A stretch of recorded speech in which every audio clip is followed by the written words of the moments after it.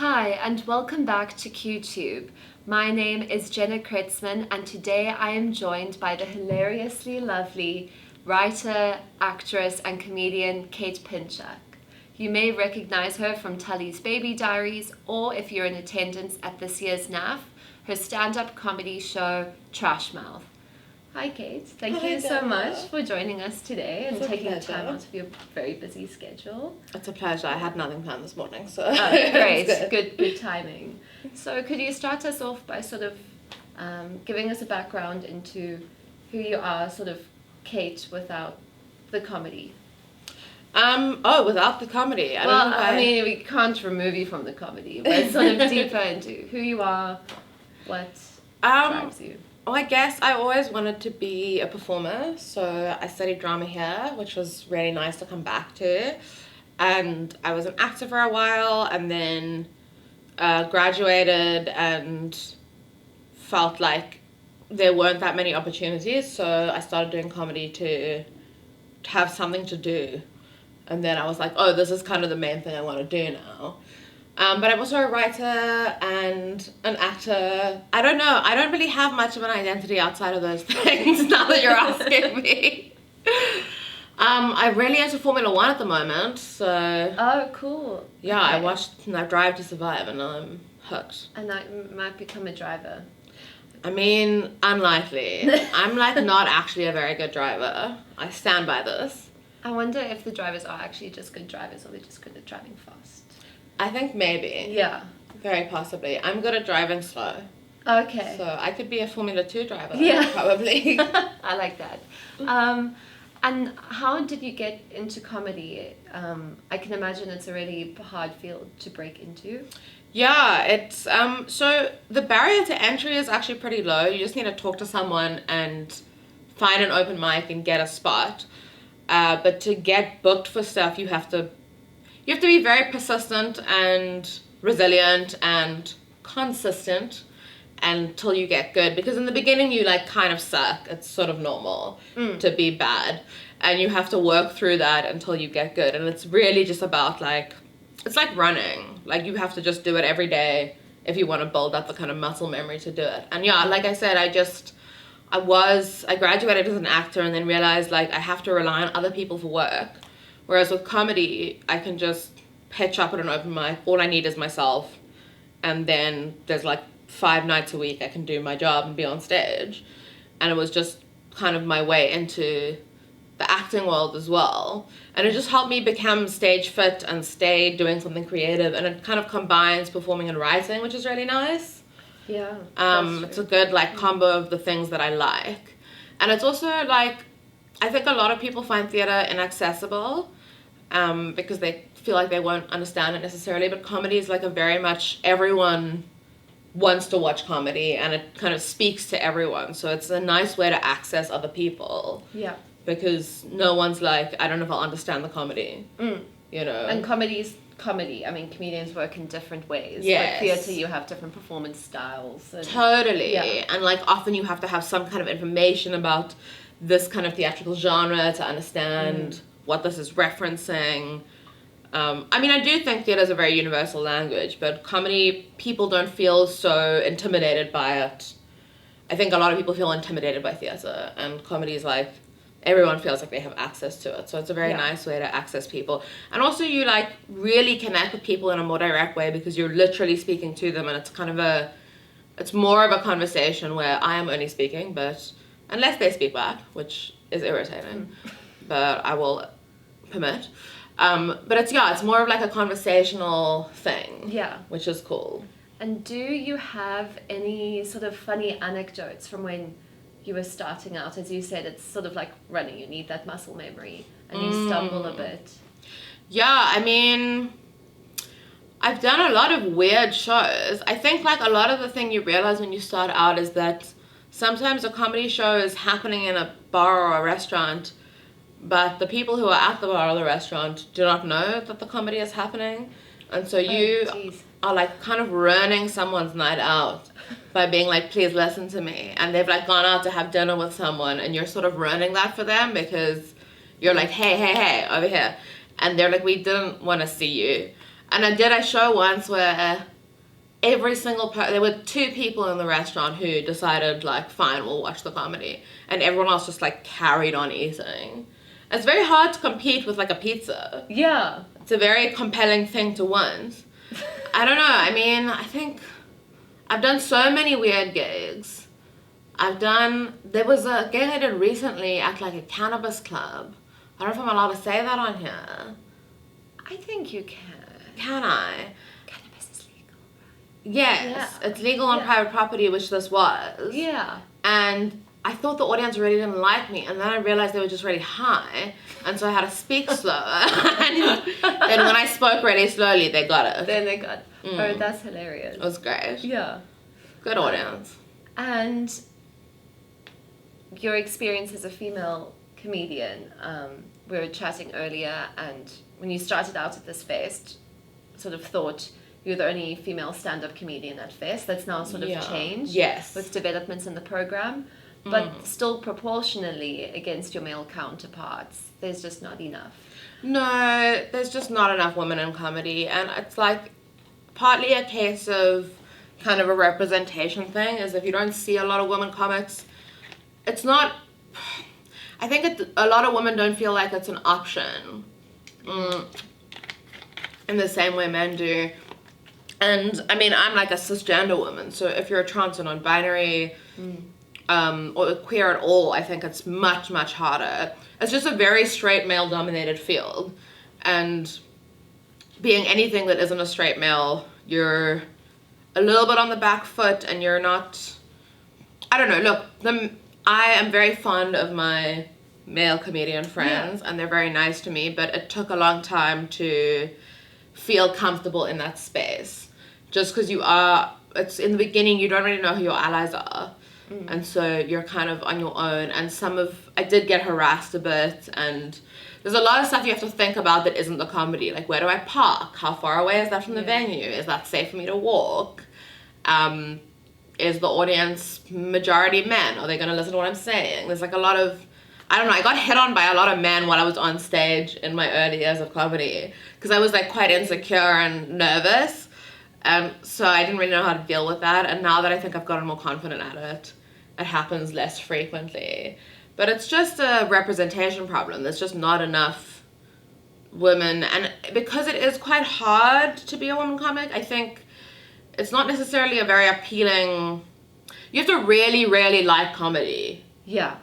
At all, whoever you are, to want to do it, because it's so tough. You're gonna bomb. Your whole sense of self is gonna be threatened.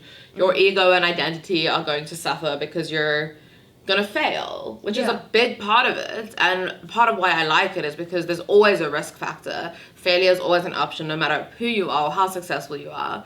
But I do think it's already a difficult thing to do. And when there's mostly men in a space, it just makes it a bit harder for anyone who isn't a straight man to enter that space. Yeah. Like a lot of male-dominated fields, comedy just seems to be very, very male-dominated. Also because I think you're the alpha in the room when you have a microphone. Yeah. And that's not socially...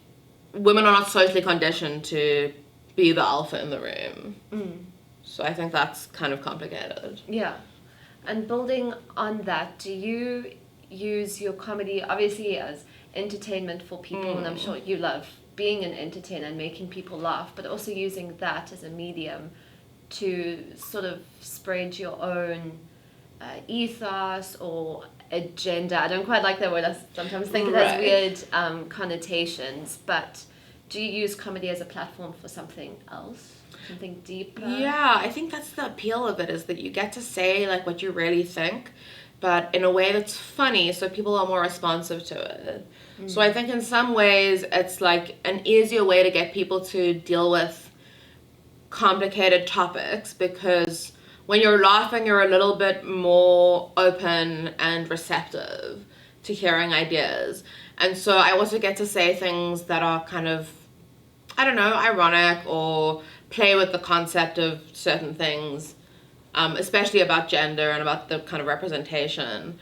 And I talk about like sex and women's sexuality a lot on stage, which is why my show is called Trash Mouth, because historically that's been met with a lot of criticism from men and male comedians who are free to kind of talk about that stuff without getting labeled as like a dirty comic. And so a part of it is also that I don't know, some of my comedy is stuff that I wish I had seen as a teenage girl. And I think I would have been more comfortable and felt less shame around certain things if I got to see someone speaking about this in an open and honest way. And I think for all comics, like, the things you believe in are gonna come out through your comedy.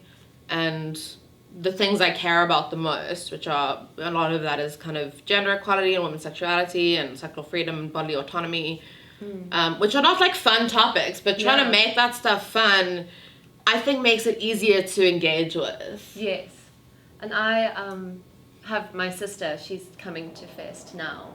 And I was thinking I really want to take her to see your show. Oh, she's cool. at 15, she's confused, she's unsure of herself, her body, her sexuality. So, you know, a show like yours where this is sort of represented in a comedic way, like you can engage with it. I hope so. I mean, it's not, look, my number one thing that I have to do is make people laugh and entertain people. That's kind of the main, most important thing that I do. And if I get to say a significant thing, which, look, during a 10-minute set is hard, but in an hour, I think I have the freedom to be a lot clearer about what I'm trying to say. And I do hope that it's at least opens up some level of conversation. I mean, it's opened up a very awkward level of conversation with my parents, which I didn't intend to happen. But it's made me more comfortable talking about certain things. Yeah. Actually, talking about them on stage. Like, there's a lot of stuff that I felt shame around that I've kind of been able to process and feel more confident about and more comfortable with talking about on stage. And I also noticed in the very big comedy show, you sort of started your set with sort of pointing out things that maybe people have picked on you in the past. Right. Or, you know, often people are really quickly to criticize other people, but particularly other females. Yes. Because you're threatened by them. Totally. So I really like that you're like, this is me, and yeah, and I think it took me, lockdown actually really helped me with that, because I spent a lot of time before that being really obsessed with comedy and kind of like tunnel visioned on that being the most important thing in my life. And during lockdown, that was taken away, and so I kind of was forced to like develop as a human being in other ways and like grow as a person, which was really irritating. But I think ultimately has helped my comedy, because I don't care as much if people like me or not, because I'm clear now that like I'm a very specific thing. If you like what I'm doing, that's great and you'll like it. And if I'm not for you, that's also okay. Yeah. Not everyone is for everyone. I'm no longer, I think, trying to appeal to everyone anymore. I'm like, this is the thing I want to do, and if you like that, that's great, and if you don't, that's also fine. Yeah. You buy a ticket, you don't buy it. Yes. Yeah. And why Fest? You have, you know, you do your stand-up comedy shows, and you've also been on the screen. So do you prefer your sort of stand-up shows? And then why Fest? Why did you come back? I've been asking myself that as well. No, look, I love Fest. Before lockdown, I did Fest like 6 years in a row, I think. Wow. It's an amazing place to be as an artist. It's like, it's very rare that you get to be around so many other artists. Usually when you're doing a show, with a comedy show, you know, you're on a lineup, so there's other people there. But with theatre and with doing your own hour, you're alone. And it's really cool to be kind of all in it together. It's this like very cool camaraderie that happens when all the artists are here together. Everyone's toughing it out. Everyone's trying to get ticket sales. Everyone's working on their shows. And it's like a really nice feeling. I actually wasn't going to come to Fest. And because I was just like, I don't know if I can put myself through this. Because it's pretty grueling as an artist. And last time I came, I was doing 3 shows, which was brutal. And 3 then shows a day. Yeah. Ooh. Which wasn't a good idea, but it's like sort of what you have to do to make enough money to justify it. And this year I was like, okay, things are going pretty well. I emailed the Fringe office like, I don't know, 6 weeks ago, and I was like, do you have any space and cancellations? And they did. And so I was like, cool. And because I'd just done my hour, and I was like, I wish I had brought this to festival, because it's such a great place to test out your hour. You get a very diverse audience of people. who are like into the arts. It's a great way to like figure out and refine a comedy hour. And so this is my first hour, so I thought the opportunity to do a run of a bunch of days in a row is so valuable, and you don't get that very often. Usually it's like a one show thing. I'm not famous enough at all I'm not even famous at all, but I'm not famous enough to do like a sold out run at a big theater, but festival kind of levels the playing field. Yeah. Which is great. And so everyone's kind of going to everything. We're all on the same, I don't know, we're all kind of playing, on the same footing. And so that's why I wanted to come here. Also, all the comedians were coming, the Cape Town comics, and I got jealous. You had to be a part of it. I did. Yeah. It's also like our staff party. Like, we all get to hang out together and go through this together and watch each other's shows, and it's like a really fun camaraderie, is that a word? I don't know. But it's a fun time. Cool. Yeah. It sounds like a word. Yeah, it sounds legit. Mm-hmm. Yeah, I think so. Oh, awesome. And then you also take your staff parties to the long table. And we do, yes. Very nice. All the comedians were there last night, which was ridiculous. But it's really nice. We don't get to be... I mean, usually there's like max 5 people on a lineup, sometimes 10. So we don't all get to be in the same place at once. And it's really, really nice because the industry is so small. We all know each other. Yeah. So it's really nice to get to spend time with your colleagues like that. And also to see other performers from different mediums. Oh, yeah. And I mean, because I studied here, I also always know people here. And a lot of my friends who I studied with bring shows back. And it's kind of cool to chart how we've all grown since our university years and to watch everyone's work. You know, I've been able to watch my friends' work develop and grow. And we've been able to watch each other. And it's like quite a gratifying experience. Because a lot of people we studied with aren't in the arts anymore because it's so hard. And so the few of us that are, it's like, I don't know, it gives me a little bit of strength to see them all. We're all still standing. Yes. Doing what we can. Yeah, it's very nice. Oh, amazing. One question, so last question I've always wanted to ask a stand-up comedian. Okay. How do you do it? Do you write a script beforehand, or you're like, okay, I have these points, and then I just feel sort of the audience on the day? Because I know if I got up on stage, even with a script, it would not work as well. So stand-up, I think, is like the suspension of disbelief with stand-up is the kind of illusion of spontaneity. The thing you're aiming to get to is like the feeling that you're just talking. But really, it takes months to work out a joke to get it to be right. And there's no real like rehearsal space other than in front of an audience. So you can like write a joke and it can work on paper, but you're not going to know if it works until you do it in front of a live audience. And they'll be very clear whether it works or not.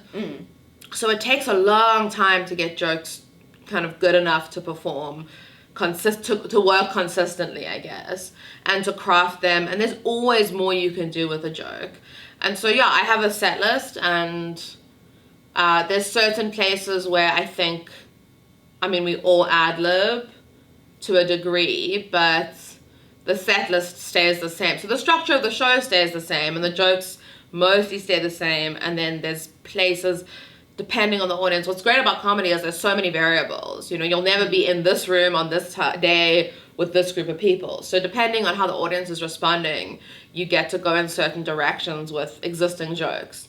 And that's also how like some of the jokes grow. Like to a degree I write on paper, and then to another degree I write on stage, which is fun and is a bit like high risk, high reward, because if you write on stage, you're kind of just hoping you'll find a punchline, and very often you don't.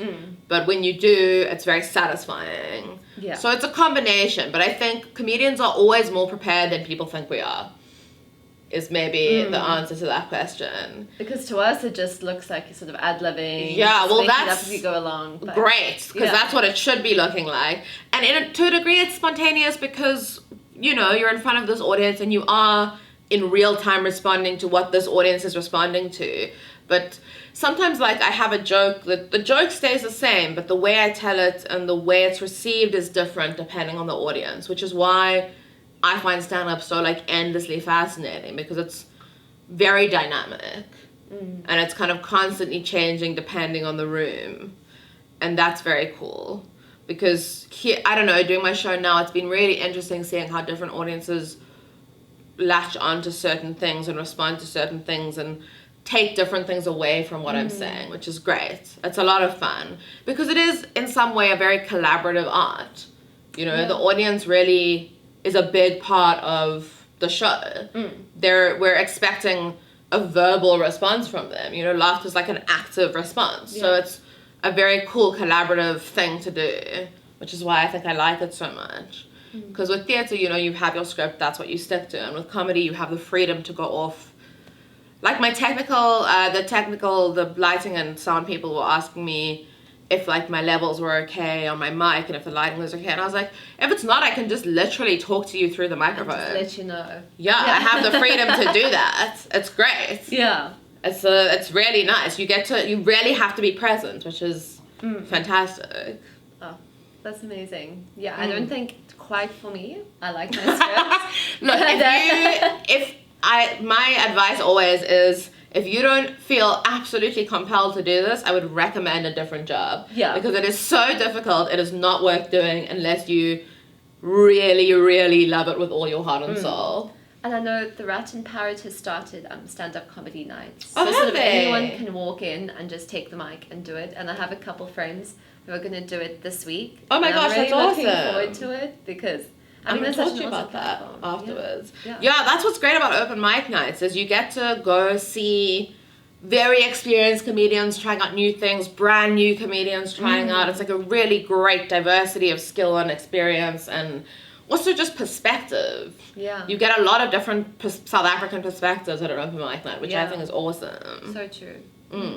Well, thank you so much for joining us today. Such a pleasure. This was so lovely. And do you have a show today? I have a show today at 6 p.m. It's my last show, but like I said, I am going to talk to the Fringe office and see if there are any cancellations because I'd love to extend the run. Oh, that would be awesome. Yeah. Just because I'm here now, I'm staying for like, I don't know, 4 or 5 more days. It'd be great if I could carry on doing shows. Yeah. So, and you have some momentum going. Yes, exactly. So if I do extend the run, I'm sure it will be on the internet somewhere. Okay, awesome. So stay tuned for Kate. Yeah, it may not extend, but also I'll definitely do the show in Cape Town and Joburg. So that's sort of what festivals like a nice breeding ground for figuring out your show to take to other places. So yeah, I'll definitely do it again. Thank you. Thank you so much. It's so nice to talk to you. Thank you. You too. Bye.